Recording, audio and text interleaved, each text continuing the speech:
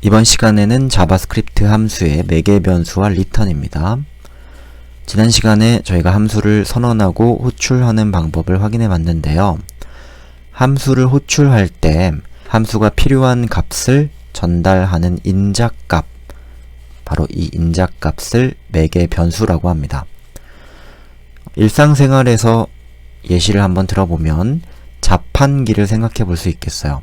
저희가 자판기를 사용할 때 동전이라는 걸 전달해 주잖아요. 그럼 자판기를 함수라고 생각하면 바로 이 동전이라는 거는 매개 변수가 되는 겁니다. 이 매개 변수는 하나만 전달할 수도 있고요. 여러 개 전달할 수도 있습니다. 여러 개라면은 쉼표로 연결해 주시면 됩니다. 그리고 자바스크립트에 매개 변수의 특이점이 하나 있어요. 바로 매개 변수라는 걸 써줄 때 바라는 키워드를 쓰지 않고 매개 변수의 이름만 작성해 주시면 됩니다. 그럼 이번엔 return이라는 키워드도 한번 확인해 볼까요? return이라는 거는 메서드가 실행시킨 결과를 최종적으로 반환하는 값입니다. return이라는 키워드 뒤에 저희가 돌려주고 싶은 값을 그대로 써주시면 됩니다. 자바스크립트의 return은 써주셔도 되고 쓰지 않으셔도 아무런 문제가 되지 않습니다. 아래 코드를 볼게요. funcx라고 적었네요. 그러면은 이 func1 함수는 인자값을 하나 외부로부터 받아들이겠다라는 소리입니다. 그리고 이 x값은 함수 안에서 저희가 사용할 수 있고요. 실행 결과를 return이라는 키워드에다가 sum이라는 결과를 돌려주고 있네요. x는 여기 포문 안에 사용을 했어요. 그러면 이 func1이라는 함수를 우리가 실행할 때 x값을 전달해주면 포문으로 1부터 x까지의 합을 구해서 return 해주는 함수가 만들어지는 겁니다. 다만 이렇게 구하고 그대로 나는 함수를 종료하고 싶은데 이러시면 여러분은 이 return이라는 키워드를 쓰지 않으셔도 아무 상관이 없습니다. 자바스크립트에서는요. 자, 두 번째는 매개 변수가 두 개인 함수네요. x, y라는 인자값을 적어줬습니다. 그리고 x 더하기 y라는 결과값을 리턴하고 있죠. 그리고 세 번째는 익명함수의 매개 변수를 써줬어요. xyz라는 값이고요. xyz를 return이라는 키워드로 반환하고 있습니다. 그럼 각각 func1, 2, 3를 여러분이 호출하실 때는 어떻게 호출하냐? 바로 이 사용할 매개 변수라는 거를 그대로 전달해가지고 호출해 주시면 됩니다. 하나라면 하나를, 그리고 두 개라면은 두 개를. 익명함수 기법에서는 func3이라는 변수에 소괄호를 붙이고 xyz 값을 이렇게 전달해 주시면 되겠죠.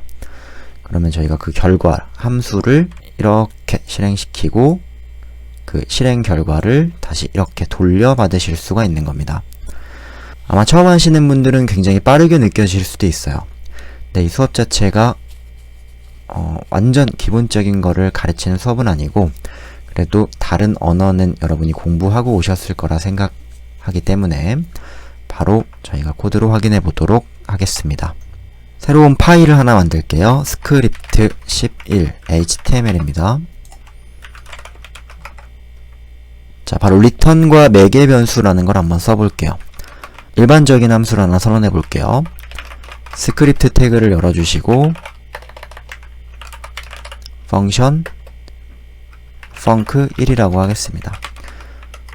자, func1은 외부로부터 인자값을 받을 수 있다. 그러면 바 변수라는 걸 빼고 바로 받고 싶은 인자값의 이름만 적어주시면 됩니다. 이 인자값은 여기 안에서 사용하지 않으셔도 아무 문제가 없습니다. 그리고 필요하다면 사용하실 수도 있겠죠. 예를 들어 func1 함수는 1부터 매개 변수 x까지의 합계를 구하겠다. 그러면 저희는 포문으로 i는 1부터 i가 x보다 작을 때까지 하나씩 증가하면서 합계를 구해줄게요. 합계를 구할 거니까 sum 변수가 이렇게 필요하고 sum 변수에 i 값을 누적할 수 있겠습니다. 인자 값을 이렇게 사용하고 함수 자체를 여기서 끝내셔도 됩니다.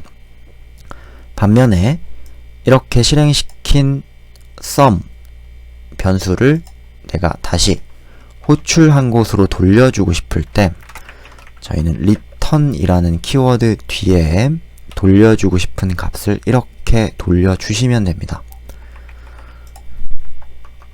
그러면 우리가 이 함수를 한번 실행해 볼까요? 콘솔 로그 함수를 실행할 때는 함수 이름과 인자 값을 그대로 전달한다 그랬죠. 이렇게 한번 사용해 보죠. 그러면 10이라는 요 맥의 변수가 x에 전달이 되고요. x가 10으로 세팅이 되겠죠. 그리고 1부터 10까지 합계를 sum에다가 누적을 시키고 return 키워드를 만나게 되면 호출한 자리로 return 뒤에 실린 값이 그대로 돌아오게 됩니다. 그래서 저희는 결과 55라는 것을 이렇게 받으실 수 있어요. 확인해 볼까요? 함수를 이렇게 실행시켜 보시면 바로 55라는 결과를 받았죠. 반면에 return이라는 걸 이렇게 한번 빼보죠. 그러면 어떻게 되나요? 결과가 돌아오는 값이 아무것도 없기 때문에 함수의 실행 결과는 정의되지 않았음, undefined이라는 결과가 뜨게 되네요.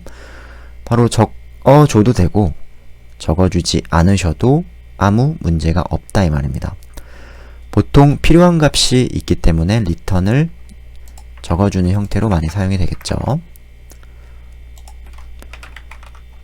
그러면 여러가지 매개값을 뭐 2개, 3개 매개값을 전달 한번 해볼게요. 자, 이번엔 func2라는 걸 선언하겠습니다. 그리고 여기다가는 필요한 인자값을 적어줄게요. 여러 개를 매개 변수로 받으실 때는 이렇게 쉼표로 여러분이 연결해 주시면 됩니다. 자, 그리고 result에다가 x와 y 값을 저장을 하고 return 키워드 뒤에다 result 값을 저장해 주죠. 그럼 xy 값이 더해진 결과가 호출부로 돌아가게 되겠죠. 이런 것들은 줄여서 바로 이 코드가 이 result의 결과랑 같기 때문에 바로 이렇게 고쳐서 사용하실 수도 있겠습니다. 바로 더해진 결과를 반환하겠다. 그럼 두 번째 함수도 한번 호출해 볼까요? func2 10과 20 이라는 결과를 이렇게 적어주시면 30이라는 결과를 이렇게 받아낼 수 있겠죠. 아주 쉽죠? 자, 그럼 바로 익명함수에서 매개변수의 전달을 한번 확인해 보겠습니다. 익명함수 하나 선언해 볼까요? function 이름이 없는 함수로 x, y, z라는 값을 전달받고 이 함수 자체를 우측 변수에다가 func3이라는 변수에 이렇게 저장을 해줄게요. 바로 이런 게 익명함수였습니다. func3 익명함수에서는 x, y, z 값을 그대로 더해가지고 리턴 해줄게요. func3이라는 익명함수는 어떻게 호출한다 그랬어요? 네, 바로 익명함수를 저장한 변수를 그대로 호출해 주시면 된다 그랬죠. 그래서 콘솔 로그 func3은 10, 20 그리고 뭐 문자열 안녕 전달 한번 해볼까요? 자, 그러면 결과가 어떻게 만들어졌어요? 10과 20이 더해져서 10이 전달되고 20이 전달되고 안녕이 전달이 돼서 10과 20이 더해지고 30에 대해서 안녕과 더해진 결과가 다시 이렇게 호출부로 전달되게 되네요. 그래서 자바스크립트는 이렇게 규제가 강한 언어 자체들이 아니기 때문에 변수를 선언할 때도 필요한 변수 값을 이름만 적어주시면 되고요. 함수의 실행 결과를 돌려받고 싶다면 return 뒤에 결과를 실어주는 형태로 사용하셔도 되고 사용하지 않으셔도 되겠습니다. 자, 이번 수업은 여기까지 하도록 하겠습니다.